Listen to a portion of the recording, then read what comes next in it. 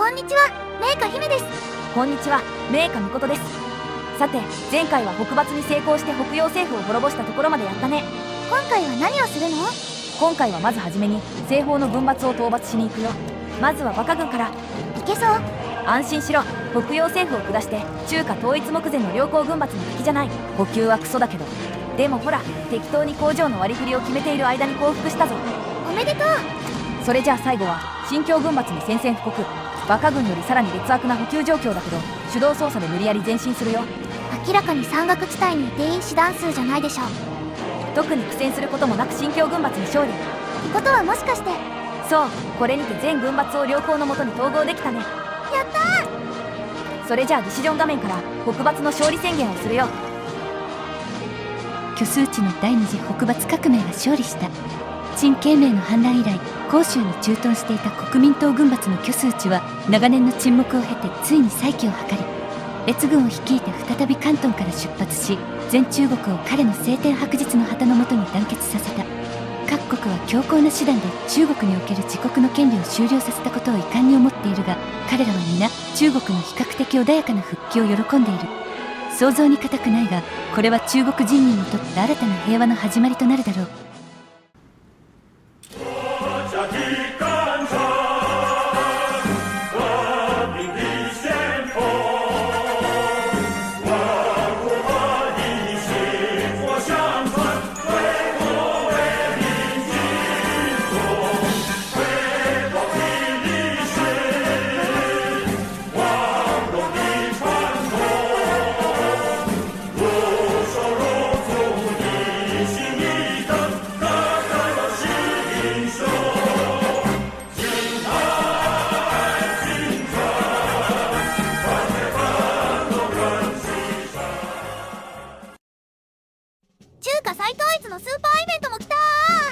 正直中華再統一と言われれば怪しいけどな。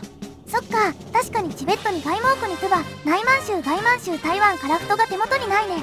さらにいずれはスプラではなく南沙諸島とかももちろん手に入れる。おお、11段線。あとは香港も。まだまだ先は長いですな。一方ここで中華民国の首都をどうするかについてのイベントが来たよ。現状は広州に首都が置かれてるけど、これを北京か南京か洛陽に移動させるか、もしくはそのままか。まあ中華民国の首都といえば南京でしょ。それと中華民国になったことで国旗も変わったし、居数地のポートレートも変わったね。青天白日の右側になんかの文字が書かれている旗になったな。あと居数地はメガネを外して裸眼になってる。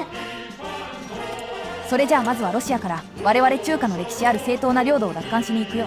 ちょうどロシアは西方でポーランドのインテルマリウムと戦争中だし、ここで東方からも進軍を開始すれば東西から挟み撃ちで勝てる。まあ勝てると断言するには早すぎる気がするけど、少なくとも有利に進められること間違いなしだ。それじゃあ早速モンゴルに宣戦布告。モンゴルはロシアの属国だから、そのままロシアもついてくるね。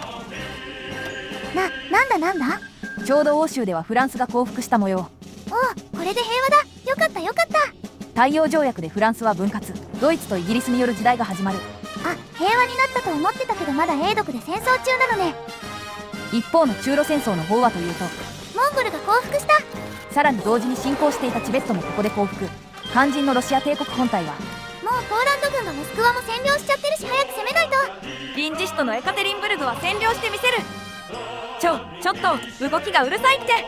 お、なんか和平会談の処理が入ったぞ。全然まだ侵攻してないのに白紙和平の処理が入った？いや違うな、イベントの選択肢でロシアから割譲する領土を決められるみたいだ。選択肢次第で外満州まで割譲できるみたい。どうするか。こんなの外満州も割譲するの確定でしょ。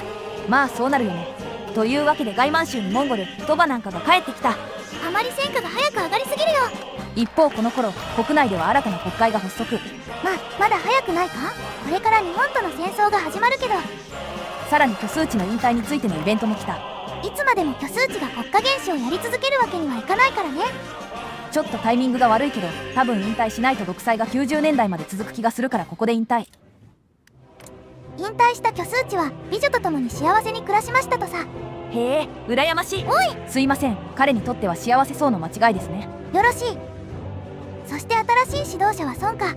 それに軍事独裁から自由保守主義に変わったね。これにて中国の完全な民主化が達成されたわけだ。いやー、めでたしめでたし。我々5億の中国人民は自由を謳歌し、そして今後もこの自由を守り抜くだろう。自由中国万歳。しかし世界には自由を欲しても手に入れられず、檻にぶち込まれたままの民衆もいる。その代表格が東方の島国大日本帝国の民衆だろう。かの国は日露戦争で経済崩壊を起こしてまで戦争を続け、民衆を困窮させ、続く1936年の北洋政府との戦争も市政の人々を顧みず強行し、それはやがて労働者による革命へとつながった。残念ながら労働者の革命は鎮圧されてしまったが、そして大日本帝国はこの革命から今までの行いを反省するどころか、むしろ再び満州に手を伸ばし、過去の愚かな過ちを繰り返そうとしている。我々中華民国は東亜の盟主として民族主義、民権主義、民政主義からなる三民主義を日本にも広めるぞ。ちなみに中華民国は三民主義のうち民族主義を実践してないだろと指摘した人は漏れなく乱印者に連れて行かれるから気をつけるように。よし、それじゃあ満鉄に宣戦布告。満鉄方面はほぼ優勢。大丈夫か？日本軍が上海周辺に上陸してきたが。大丈夫、こうなることを予測してすでに沿岸防衛手段を配備済み。さすが姫。それはそうと大韓民国にも宣戦布告します。なんで？日本本土に行く時に朝鮮半島から行くからね。ここで満鉄が降伏。朝鮮半島も速やかに漢城と釜山を占領。降伏した大韓民国はそのまま続北にして釜山から舞鶴に向けての上陸作戦を立案。まず上陸できるの？それは相当安南帝国にも宣戦布告。おい、問題から目を背けやがったぞ。まあ今必死に船作ってんだし待ちたまえみことくん。戦争始まってから船作るとかあるんだ。100カ所の造船所が爆速で作ってんだし、いけるいける。ほんとだ、なんか上陸できてる。まあ爆撃機で艦船を攻撃しまくったしいけますわな。港を確保できたら釜山から大急ぎで後続部隊を輸送。後続部隊が潜水艦に沈められてますけど。勝利のための尊い犠牲になれ。そして1944年の11月12日には東京を占領。その後日本は臨時首都を長崎にしたようだ。海峡を渡る時に少し手間取ったけど九州にも上陸できたよ。さらに以前より計画していた強襲上陸もここで開始。上陸部隊が長崎を占領することで1945年4月26日に大日本帝国は降伏したよ。戦後の日本はどうするんだい？属国として解放してやろう。日本国大日本帝国。海外領土を全部失って民主化しても国名はなぜか大日本帝国のままなんだ。象徴天皇制になってほぼ現実の日本と同じだな。その後台湾もひっそりと降伏。ここまで来るのに中国の全軍閥を倒し、そしてロシアと日本も倒した。というわけでこれにて完全体中国が完成したね。何言ってるの？まだ完成してないよ。だってまだ香港を返還してもらってないよね。いやそうだけども、別に今取り返さなくとも1997年に返してもらえるのでは。そんなに待てないよ。それに東亜の盟主として東南アジアの諸民族が西洋列強によって支配されているのは決して容認できない。だからこの際東南アジアも解放しに行くんだ。これやってること大日本帝国では？いい？大日本帝国の南進は東南アジアの植民地化、中華民国の南進は脱植民地化なの。なるほどね。それじゃあ上陸作戦を計画して、あとは空挺作戦も忘れないようにしないと。本当に協商相手に宣戦布告するのかよ。もちろん。だってイギリスはドイツとも戦争中だし、なんとかなるくない？それじゃあ宣戦布告。おい BGM が違うぞ。やってることが完全一致だし仕方ないね。香港に攻撃しつつ裏では東南アジアの島々に向けて上陸を開始するよ。意外とすんなり上陸できてる。さらに陸路で英領マラヤを攻めたいのでシャム王国には道路になってもらうぞ。ひでえ。がシャム王国への正当化が完了する前にシンガポールへの上陸が成功。マジでアップで入ってから上陸のタイミングがつかめなさすぎる。ここで英領マラヤが降伏。大量にゴム資源が手に入るね。姫さん、まさかとは思うけど資源目的で戦争を始めてないよね。ああ、まさか東南アジアの解放のために戦争してるんだよ。だよね。そんなことよりシャム王国への正当化が完了したから宣戦布告するよ。シャム王国の旧式の軍隊に比べ我が中華民国の軍隊は質でも量でも勝っている。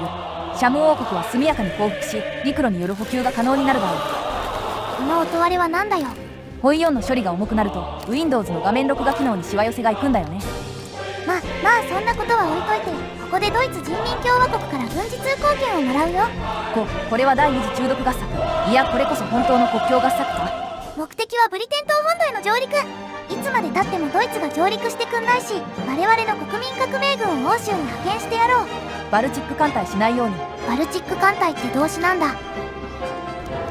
お、国民革命海軍とロイヤルネイビーの海戦が始まった。文字だけ見ると意味不明すぎるなこれ。あと北海で上陸作戦も進行してるから気をつけるようにな。やわ、危ない危ない。港もしっかり確保できているみたいだし、あとは旧フランスに待機している後続部隊を送れば勝てる。あと一息だ、頑張れ。連合王国もまさか100年の時を経て今度は逆に中国が攻めてくるとは思ってもいなかっただろうな。そして1948年6月9日にロンドンを占領。素晴らしい。1948年6月9日は栄光の日として記録されるだろう。その後は特に苦戦することもなく同月21日に連合王国が降伏。これにて協商陣営との戦争も終結し、今度こそ完全体中国の完成だ。ここまで長かったな。というわけで視覚的に分かりやすくするためにいくつかモットーを入れ直してきたよ。属国の色を宗主国に合わせるモットが入ると勢力圏が分かりやすいですな。北は極東共和国、南はオーストラリアまでが勢力圏に入っているね。見た感じフィリピン以外は東アジアと東南アジア全域が勢力圏だ。フィリピンはアメリカの属国だからね。つまりアメリカまで行くのがめんどくさいから放置してると。痛いところをついてくるね姫。欧州に目を向けるとドイツによる赤色新秩序が成立。地獄かな。まあ唯一の常識枠だった連合王国は僕たちが滅ぼしましたからね。そういやそうだったわ。アメリカ合衆国は何をしていたんだ。アメリカは第一次世界大戦に続き第二次世界大戦にも参戦しなかったよ。少しは民主主義を広める努力をしたらいいのに。というわけで第3回にわたって続けてきたレッドフラットユイダーバージャオ中華民国プレイはここまで。今後も青天白日は世界の人々を導く希望の光となるだろう。欧州からめっちゃ難民が来てそう。じゃあ今回の動画はここまで。次回の動画もまた見てね。それじゃあバイバイ。これさ、前回から思ってたんだけどレッドフラットじゃなくてカイザーライヒでやればいいのでは。それだけは言うなよ。まあいいや。それじゃバイバイ。